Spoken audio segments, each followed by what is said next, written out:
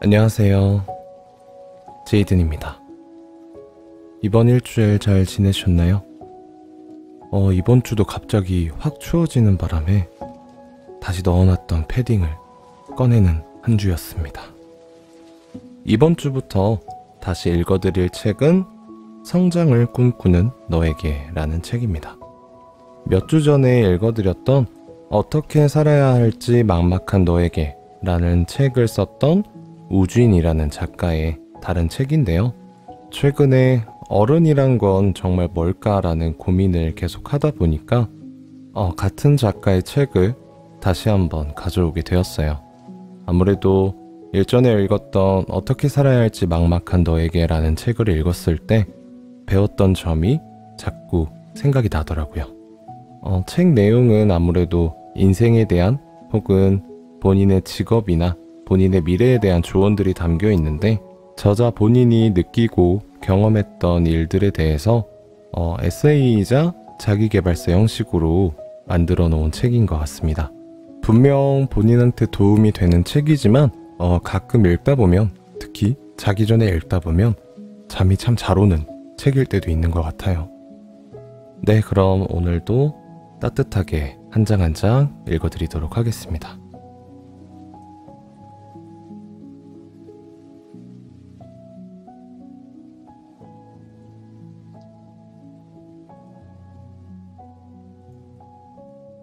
들어가며.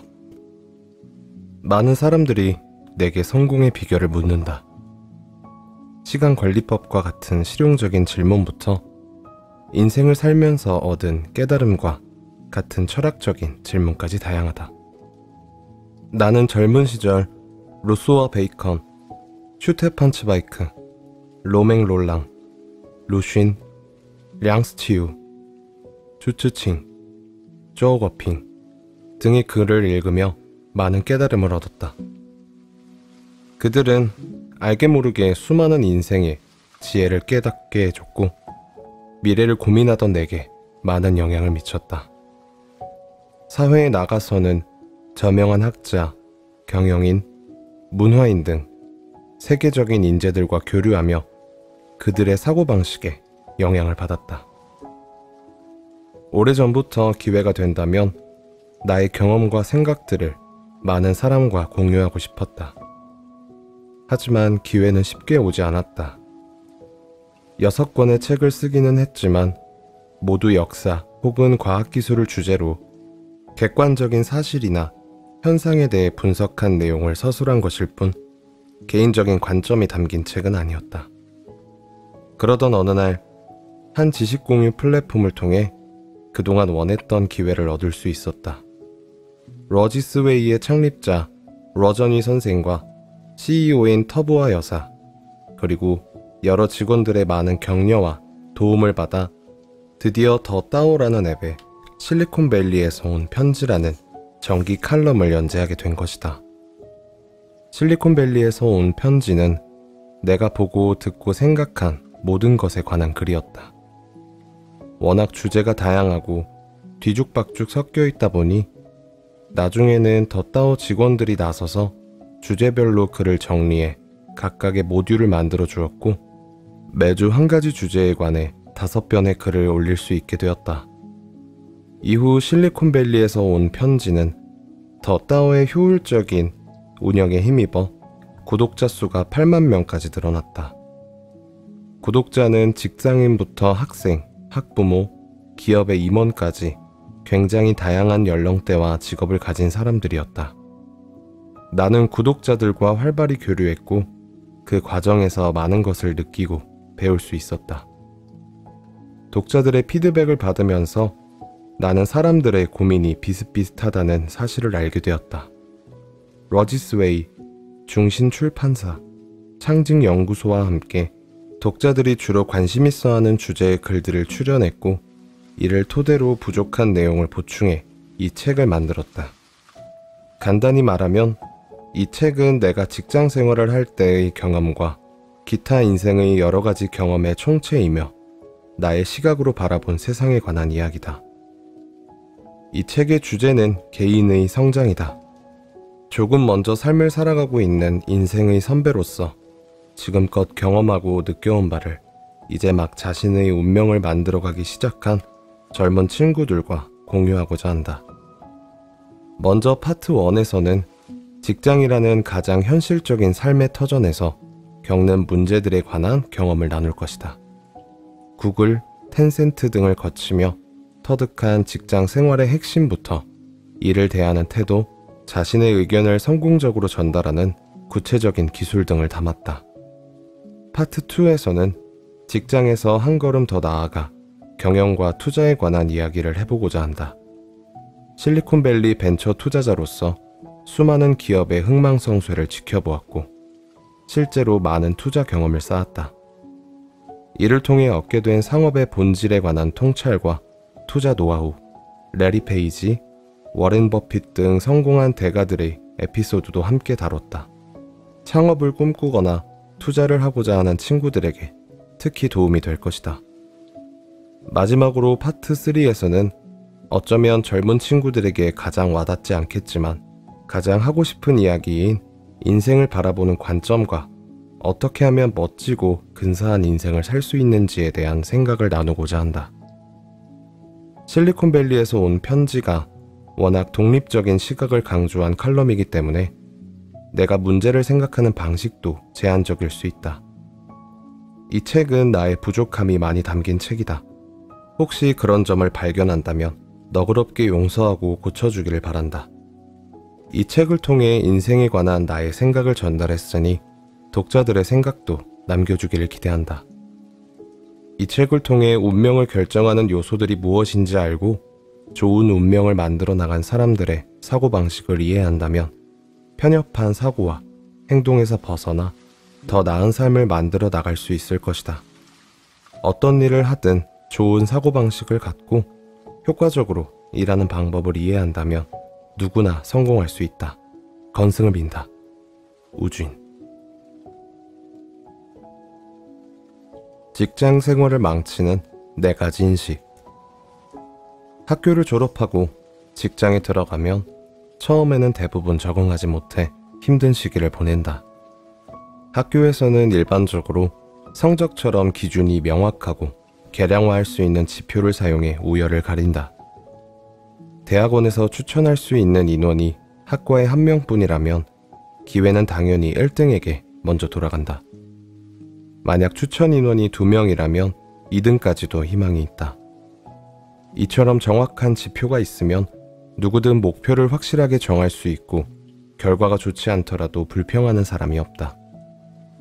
하지만 막상 직장에 들어가면 이전까지 알고 있던 규칙들이 하나도 적용되지 않는다는 걸 깨닫게 된다.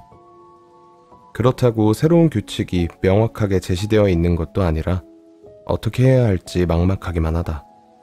회사는 끊임없이 경쟁이 벌어지는 곳이다.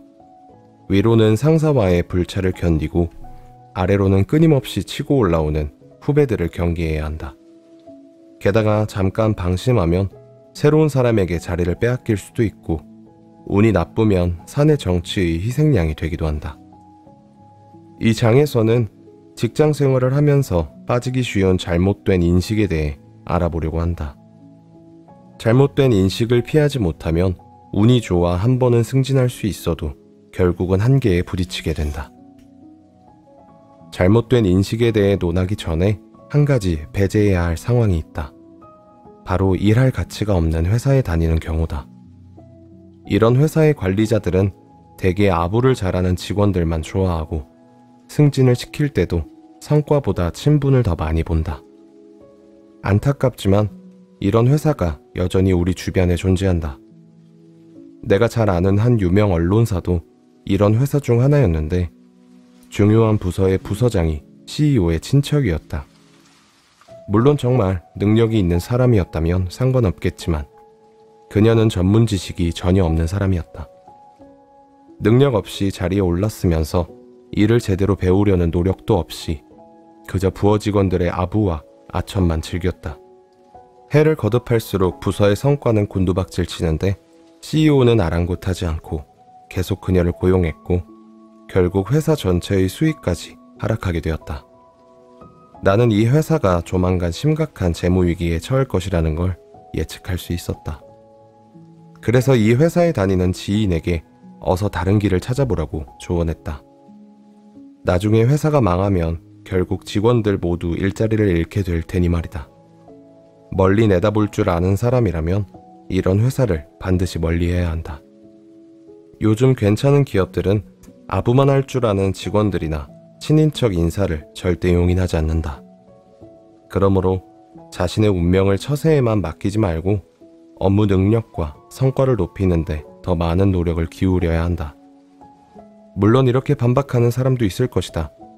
저는 업무 능력도 뛰어나고 회사에 많은 기여를 했는데도 불구하고 승진하지 못했어요.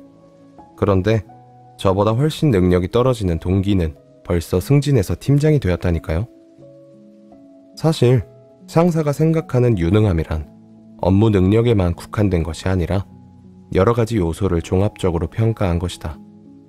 그래서 업무 능력이 뛰어나고 많은 기여를 했는데도 불구하고 승진하지 못하는 경우가 생기는 것이다. 그 밖에도 요즘은 직원들의 수준이 전반적으로 높아서 대부분 승진 요건을 충족하는 데다가 리더의 자격이 충분한 사람들도 많다. 하지만 높은 자리에 오를 수 있는 사람의 수가 제한적이기 때문에 모두에게 기회가 돌아가지 않는다. 특히 규모가 크고 안정적인 기업일수록 더 그렇다. 이런 원인들 외에도 승진을 하지 못하거나 승진 속도가 느린 데에는 중요한 원인이 한 가지 더 있다. 그것은 바로 다음과 같은 잘못된 인식을 갖고 있기 때문이다. 첫 번째, 일과 직업을 구분하지 못한다. 영어에서 일과 직업은 job과 profession이라는 두 단어로 구분되며 의미상 큰 차이가 있다. 일은 우리가 생계를 유지하는 수단이다. 회사에서 일을 내려주면 우리는 그 일을 완수하고 회사로부터 월급과 보너스를 받는다. 반면 직업은 우리가 평생 종사하는 일생의 사업이다. 예를 들어 의사가 자신의 의술을 연마하고 환자들을 치료해 명의로 거듭나는 것, 이것이 바로 직업이다. 회사의 고위 관리자가 되기 위해서는 가장 아래 단계에서부터 차근차근 올라가면서 전문 지식을 쌓고 업계 동향을 파악하며 관리 능력을 키워야 한다. 이러한 노력으로 자신의 전문 분야에서 어떠한 회사든 능수능란하게 관리할 수 있는 능력이 생긴다면 이것이 바로 직업인 것이다. 만약 직업을 발전시키기 위해 일을 하는 것이라면 선택적으로 일할 필요가 있다. 직업 발전에 도움이 되면 보수가 많든 적든 무조건 해야 하고, 보수는 많지만 직업 발전에 도움이 되지 않고 심지어 방해가 되는 일이라면 가능한 하지 않는 것이 좋다. 직업을 대할 때는 전문적인 일하기가 필요하다. 전문적인 일하기란 주어진 업무 목표 달성을 최우선으로 생각하는 것이다. 즉 소통, 회의, 관계 구축, 업무 분배 등 모든 행위의 목적이 목표 달성을 위한 것이어야 한다. 일을 할 때 원활한 업무를 방해하는 요소는 여러 가지다. 그것은 개인적인 능력의 한계일 수도 있고, 원활하지 않은 소통일 수도 있고, 정서적인 불안일 수도 있다. 많은 직장인들이 심리적인 피로를 느끼는 이유도 바로 이러한 방해 요소들 때문이다. 이런 상황에서 얼마나 일을 잘 처리하느냐는 직업적 소양이 얼마나 잘 갖춰져 있는지에 달렸다. 전문가는 일을 할 때 직업을 먼저 고려한다. 그들은 궁극적인 목표가 직업의 발전에 있기 때문에 부정적인 감정의 영향을 덜 받고 일을 대충 마무리하는 법도 없다. 당신이 전문적으로 일하기 시작하면 동료들도 같은 방식과 태도로 일을 대할 것이다. 두 번째, 자신을 회사의 주인이 아닌 손님으로 생각한다. 주인의식을 가지라는 말이 뻔하게 들릴 수도 있겠지만 요즘은 주인은커녕 스스로를 잠시 머물다 가는 손님 정도로 생각하는 사람이 많은 것 같다. 오늘날 일의 유동성이 커지면서 사람들은 평균 3, 4년마다 이직을 하는 추세다. 특히 대학을 졸업하고 자신이 정말로 원하는 회사에 들어가기 위해 먼저 여러 회사에서 경험을 쌓는 사람들이 많아졌는데, 이런 사람들일수록 자신을 손님이라고 생각하는 경향이 크다. 일단 자신이 손님이라는 생각을 하면 반드시 해야 할 일도 못 본 채 지나가게 되고 동료들과도 굳이 좋은 관계를 유지하려고 노력하지 않는다. 비록 지금 다니는 회사가 더 좋은 곳으로 가기 위한 발판에 불과하더라도 주인의식 없이 일을 하면 경험을 쌓을 수 있는 좋은 기회도 잃고 시간 낭비만 하는 격이 된다. 게다가 이런 마음가짐으로는 동료들에게 나쁜 인상만 남길 뿐이다. 이런 사람들은 직장을 여러 번 바꾼다 한들 중책은 맞지 못할 것이다. 세 번째, 언어폭력에 성급히 대처한다. 직장 생활을 하다 보면 상사나 동료로부터 특별한 이유도 없이 험한 말을 듣는 경우가 있다. 그들은 구체적인 문제를 지적하는 것도 아니고 건설적인 조언을 해주려는 것도 아니고 더욱이 나를 진심으로 도와주려는 마음도 아니다. 우리는 이러한 행위를 언어폭력이라고 부른다. 언어폭력을 행사하는 것은 당연히 잘못된 일이지만 만약 이 문제를 제대로 처리하지 못하면 상처받는 것은 그들이 아니라 자기 자신이다. 언어폭력의 가장 나쁜 점은 상대의 자신감을 떨어뜨리고 업무에 대한 집중력을 흐트러뜨린다는 것이다. 언어폭력을 당했을 때 그대로 욕으로 받아치거나 구구절절 해명하다 보면 괜히 체력만 소모할 뿐이다. 오히려 그러다가 중요한 업무를 놓치거나 성공의 기회를 잃게 되는 경우가 많다. 진심으로 나를 도와주려는 선한 질책인지 언어폭력인지 구분하는 것은 어렵지 않다. 전자의 경우 질책을 받아들이면 업무에 큰 도움이 되지만 후자의 경우 도움은커녕 오히려 방해만 된다. 그러므로 단순한 언어폭력이라고 판단되면 그때부터는 아무 반응도 보이지 말고 하고 있던 업무를 계속하면 된다. 이것이야말로 언어폭력을 행사하는 사람에 대한 가장 좋은 대처 방안이다.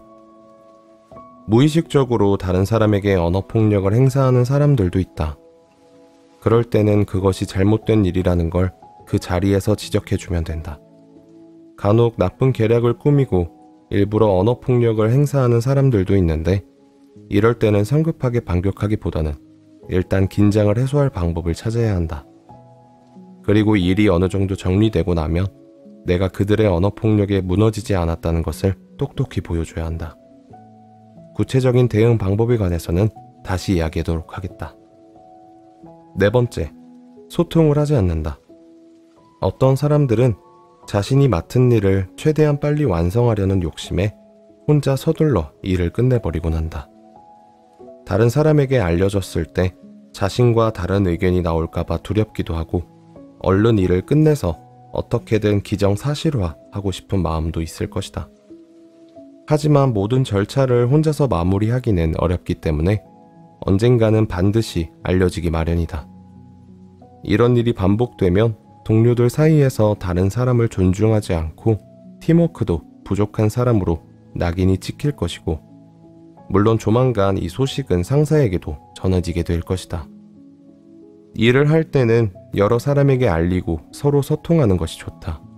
만약 함께 일하는 사람과 의견이 맞지 않으면 서로 의논해서 의견을 조율하면 되고 이익을 나눌 것이 있다면 각자의 이익을 확보하면 큰 문제가 되지 않는다. 그러나 다른 사람과 소통하지 않고 독단적으로 일을 처리해버리면 일을 수습하는 데 더 많은 시간과 힘이 들어간다. 그럼 잘못된 인식에 빠지지 않기 위해서는 어떻게 해야 할까? 내 경험에 따르면 다음과 같은 4가지 방법이 가장 효과적이었다. 첫 번째, 겸손한 마음을 가진다. 겸손한 마음을 갖고 있어야만 효과적으로 소통할 수 있고 다른 사람이 의견을 제시했을 때 일에 집중해 다각도로 문제를 생각해 볼 수 있다. 하지만 겸손해야 한다고 해서 일을 할 때 자신의 의견이나 생각을 드러내지 말라는 의미는 아니다. 평소에는 겸손하지만 필요할 때는 날카로운 의견도 제시할 수 있는 사람이 진짜 훌륭한 사람이다. 두 번째, 올바른 방법으로 언어폭력을 비롯한 직장 내 감정 소모에 대처한다. 여기서는 3단계 대처법을 소개하도록 하겠다. 첫 번째 단계는 자기 반성이다. 혹시 나도 모르는 실수로 상대방을 화나게 한 건 아닌지, 내가 상황을 너무 예민하게 받아들이는 건 아닌지, 상대방을 너무 나쁜 사람으로 몰아세우는 건 아닌지 곰곰이 생각해 봐야 한다. 만약 내 자신의 문제가 아니라 누가 봐도 불공평한 처사였다는 사실을 확인했다면 두 번째 단계는 주변 동료들을 세 부류로 구분하는 것이다. 첫 번째 부류는 이 일과 아무 관계없는 사람들로 대부분의 동료가 여기에 해당한다. 두 번째 부류는 이 문제에서 나의 편에 서 있는 사람들로 이들은 딱히 걱정할 필요가 없다. 세 번째 부류는 내게 폭력을 행사하는 사람들로 신중하게 대처해야 할 이들이다. 마지막 단계는 앞에서 세 번째 부류로 분류한 사람들이 폭력을 행사하는 목적을 확인하는 것이다. 자신의 이익을 위해 폭력을 행사하는 사람이라면 소통을 통해 타협점을 찾아야 한다.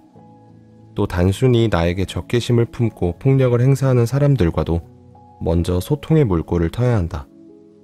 이때 소통의 목적은 타협이 아니라 자신의 목소리를 내는 데 있다. 상대방에게 내 생각을 전달하고 그들 스스로 문제를 인식할 수 있도록 해야 한다. 세 번째, 회사가 아니라 자신의 커리어 발전을 위해 일한다는 사실을 염두에 둔다. 직장에서 계속 발전하려면 주파날이 굴러가듯 피동적인 자세로 일해서는 안 된다. 특히 리더가 되고 싶은 사람이라면 더욱이 능동적인 자세로 더 많은 일을 할 수 있어야 한다. 또 다양한 사람들과 교류하면서 동료들을 돕고 자신이 속한 집단에 기여할 수 있어야 한다. 자신이 떠난 자리에 어떤 것들이 남아있을지 생각하며 일하는 자세가 중요하다. 네 번째, 장기적인 관점을 가진다. 어떤 일이든 2, 3년을 기준으로 생각하면 일에 대한 생각과 태도가 완전히 달라진다. 만약 지금 있는 곳이 앞에서 이야기했던 친인척 인사를 감행하고 아부하는 직원들을 좋아하는 회사라면 어떻게 해야 할까? 그곳에서 조금이라도 배울 것이 있다면 경험을 쌓는 차원에서 2년 정도 일하는 것도 나쁘지 않다. 하지만 그런 회사에서도 절대 손님의 자세로 일하면 안 된다. 만약 그 회사가 당신의 발전에 아무런 도움이 되지 않는다면 뒤도 돌아보지 말고 하루빨리 떠나는 편이 낫다. 공자의 위방불입, 남방불거, 위험한 곳에는 들어가지 않고 어지러운 곳에는 누울 생각을 하지 않는다가 바로 이러한 도리를 담고 있는 말이 아닐까? 거짓 노동을 경계하라. 매일 할 일이 너무 많아요. 해도 끝이 안 보이네요. 직장 생활을 하고 있다면 이 말을 많이 하고 또 들을 것이다. 대기업에서 일하는 사람뿐만 아니라 회사를 창업한 사람이나 규모가 작은 회사에서 일하는 사람도 이런 문제에서 자유로울 수 없다. 특히 IT 회사나 금융회사처럼 발전 속도가 빠른 업계에 종사하는 사람들은 더더욱 그럴 것이다. 강연을 할 때마다 많은 사람들이 어떻게 하면 업무 효율을 높일 수 있는지 묻곤 한다. 사실 효율을 높이는 건 정말 어려운 일이다. 그나마 우리가 시도할 수 있는 가장 쉬운 방법은 지금 하고 있는 일의 양을 줄이는 것이다. 다시 말해, 눈앞에 있는 모든 일을 다 하려고 애쓰지 말고 정말 중요한 일을 제외한 나머지를 잠시 뒤로 미룬다. 여기에서는 구글, 페이스북 등의 기업이 업무 효율을 높이기 위해 사용하는 방법을 소개하려고 한다. 구글이 2006년 중국 지사를 설립한 이후 나는 내가 맡고 있던 아시아 태평양 시장 관련 제품들을 구글 차이나 책임자인 리카이프에게 모두 넘겼다. 리카이프는 중국 지역 책임자로서 베이징, 상하이 지역 엔지니어들의 성과가 하루빨리 본사의 인정을 받기를 바랬다. 하지만 그들이 본사의 인정을 받기까지는 꽤 오랜 시간이 걸렸다. 초기 구글 차이나 연구개발팀의 평가는 그리 좋지 않았다. 열심히 일했지만 눈에 띄는 성과가 없었기 때문이다. 초기에는 베이징 엔지니어 서너 명이 마운틴뷰 엔지니어 한 명의 성과를 따라가지 못했다. 물론 이것이 중국 대학의 교육 방식과도 관련이 있을 수 있지만 그렇다고 해도 중국 엔지니어의 효율이 그렇게까지 떨어지는 편은 아닌데 뭔가 이상하다는 생각이 들었다. 이러한 상황은 리카이프가 마이크로소프트에서 일할 때도 경험해보지 못한 것이었기 때문에 내게 원인 분석을 부탁했다. 베이징에 도착해서 보니 중국 엔지니어들은 본사 엔지니어들보다 훨씬 더 바빴지만 그에 비해 산출량은 높지 않은 편이었다. 다들 하루빨리 승진을 바라고 있던 터라 그들 스스로도 굉장히 초조해하는 것이 보였다. 나는 엔지니어들을 회의실로 불러 지금 하고 있는 일들을 모두 나열하게 했다. 그러자 그들은 각자 최소 4-5가지 이상의 항목들을 나열했다. 나는 나열된 업무 목록을 살펴보면서 우선 이 중 절반만이라도 완성해보는 것이 어떻겠느냐고 제안했고 그들도 그렇게 하겠다고 했다. 해야 할 일을 절반으로 줄이면 초조함과 스트레스도 절반으로 줄어들 테니 말이다. 하지만 분명히 해야 할 것은 절반의 업무를 완성한다고 해서 남은 업무가 반으로 줄어드는 것은 아니라는 점이다. 그 사이에 계속 새로운 업무가 생겨나기 때문에 남은 업무는 또 다시 4-5가지 혹은 그 이상이 될 수 있었다. IT 회사의 경우 모든 업무를 완벽하게 끝내는 일은 불가능하다. 산업의 발전이 너무 빠른 데다가 늘 예측할 수 없는 변화가 나타나기 때문이다. 이것은 마이크로소프트와 같은 기존 소프트웨어 회사의 상황과는 또 다른 양상이다. 소프트웨어를 개발할 때는 사전에 개발 임무를 명확히 정해놓고 실행한다. 물론 개발 과정에서 목표의 변동이 있을 수는 있지만 변동의 폭은 크지 않다. 그렇기 때문에 엔지니어들은 정해진 시간 안에 자신의 모듈을 완성시키기만 하면 된다. 시간이 흐름에 따라 남아있는 업무는 점점 줄어들고 어느 순간 모든 일은 끝이 난다. 하지만 인터넷 서비스 개발은 전혀 다르다.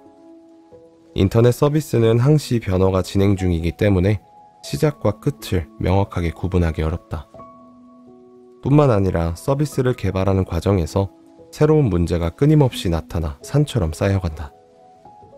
이러한 문제들은 나타나는 즉시 해결해줘야 하므로 일을 완전히 끝낸다는 것은 불가능하다. 이런 상황에서는 업무의 몇 %를 끝내겠다기보다는 우선순위를 정해 몇 가지 중요한 일을 끝내겠다고 목표를 잡아야 한다. 일을 처음 시작한 사람들에게 부족한 능력이 바로 이런 것이다. 구글 마운틴뷰 본사는 전체 직원 수 대비 신입사원의 비율이 아주 적은 편인데 그들은 경험이 많은 직원들 밑에서 일하는 방식과 노하우를 배운다. 그러나 중국에서는 대부분의 사원들이 대학을 갓 졸업한 사회초년생이고 세계 인류 기업이 어떤 방식으로 일을 하는지 누구에게도 배울 수 없었다. 그래서 모두들 쉴 틈 없이 일하고도 별다른 성과를 내지 못했던 것이다. 구글 등 미국 기업에서는 이처럼 매일 성과 없이 일하는 사람을 수도 워커라고 부른다. 직역하면 거짓으로 일하는 사람이다. 이런 사람들은 매일 눈코 뜰 새 없이 일을 해도 아무 성과가 없다. 2016년 한때 세계 최대의 인터넷 기업이었던 야후가 버라이즌에 매각되면서 한 시대의 막이 내렸다. 인터넷 시대의 상징적인 기업에서 매각되기까지 야후의 몰락은 여러 가지 원인이 있지만 그중 하나는 직원들의 거짓 노동에 있었다. 야후는 꾸준히 업그레이드를 했지만 새로운 기능이 전혀 없었고 그렇다고 편의성이 개선된 것도 아니었다. 매각되기 전 10년 동안 야후는 새로운 제품이나 서비스를 거의 출시하지 않았다. 야후 직원들의 노력이 부족해서였을까? 절대 그렇지 않다. 유명한 워커홀릭인 마리사 메이어가 CEO일 때 직원들은 한시도 게으름을 피울 수 없었다. 그런데도 몇 년 동안 야후는 성과를 내지 못했다. 회사 전체가 거짓 노동 상태에 빠져 있었기 때문이다. 예전에 중국의 지식 플랫폼 러지스웨이의 러저니 회장과 거짓 노동에 대해 이야기를 나눈 적이 있는데 그때 우리는 IT 업계에서 거짓으로 일하는 사람들의 특징을 다음과 같이 정리했다. 회사에 큰 수익을 가져다 주지 못하고 사용자들에게 업그레이드된 가치를 제공하지 못한다. 예를 들면 인터넷 산업에서 어떤 제품의 기능 혹은 디자인의 수명 주기가 3개월이 채 안 된다면 이 제품은 거짓 노동으로 개발된 것이다. 새로운 기술을 배우면 더 효율적으로 일할 수 있는데도 굳이 기존의 방식을 고집하거나 심지어 기계를 사용할 수 있는데도 수작업을 한다. 어떤 일을 시작하기 전에 충분히 생각하지 않고 단순한 시행착오를 통해 맹목적으로 답을 찾는다. 제품을 만들 때 사전에 충분한 테스트를 거치지 않아 출시 이후 계속 보완 작업을 한다.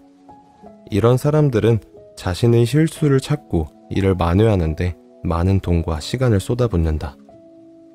제한된 자원을 95%의 문제를 해결하는 데 쓰지 않고 전혀 중요하지 않은 5%의 문제를 해결하는 데 낭비한다. 회의 때마다 불필요한 사람들을 불러 모으거나 불필요한 회의에 계속 참석한다.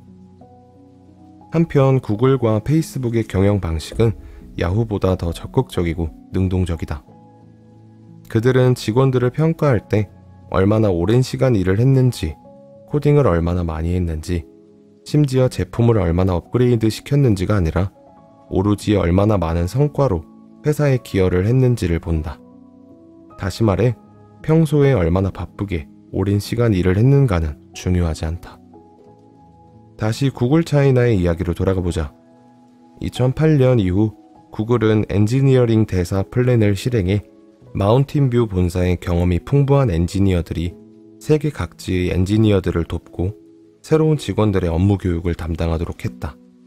구글은 특별히 중국 지사에 대해서는 중국의 엔지니어들이 마운틴뷰 본사에 수시로 장기 출장을 와서 경험 많은 엔지니어들과 함께 일할 수 있도록 했다. 그렇게 2년 정도가 지나자 거짓 노동 상황은 어느 정도 개선이 되었고 중국 엔지니어들도 서서히 본사에 인정을 받기 시작했다. 이처럼 대부분의 젊은 친구들은 올바른 지도만 해주면 금방 향상된 모습을 보여준다. 그럼 어떻게 해야 직원들의 거짓 노동을 방지할 수 있을까? 내가 생각하기에 가장 중요한 건 다음과 같은 두 가지다. 첫째, 직원들이 어떻게 하면 회사의 이익을 극대화할 수 있을까라는 생각을 갖고 일하게 만들어야 한다. 그래야만 끝도 없이 쌓여있는 일 중에서 회사에 정말로 도움이 되는 일이 무엇인지 스스로 찾아낼 수 있다. 지식형 기업일수록 관리자는 직원들의 모든 업무를 세세하게 관리할 수 없고 그렇게 해서도 안 된다. 그런 기업일수록 직원들의 능동성이 무엇보다 중요하기 때문이다. 둘째, 주어진 일만 하는 것이 아니라 적극적으로 일을 찾아서 하면 최대 수혜자는 결국 자기 자신이 된다는 생각을 인지하도록 해야 한다. 직원들이 업무 환경, 주변 사람들, 기회 등에 불만이 있으면 소극적으로 일하게 되고 그러면 자기도 모르게 거짓으로 일을 하는 사람이 된다. 심지어 어떤 직원들은 위에서 지시받은 일들만 수동적으로 하면서 그 중에서도 가장 쉬운 일만 골라서 한다. 회사에 정말 중요한 일이지만 난이도가 높은 일들은 일부러 피하는 것이다. 상사가 일을 잘하고 있냐고 물으면 그들은 정말 열심히 하고 있다고, 할 일이 산더미처럼 쌓여 있다고 말한다.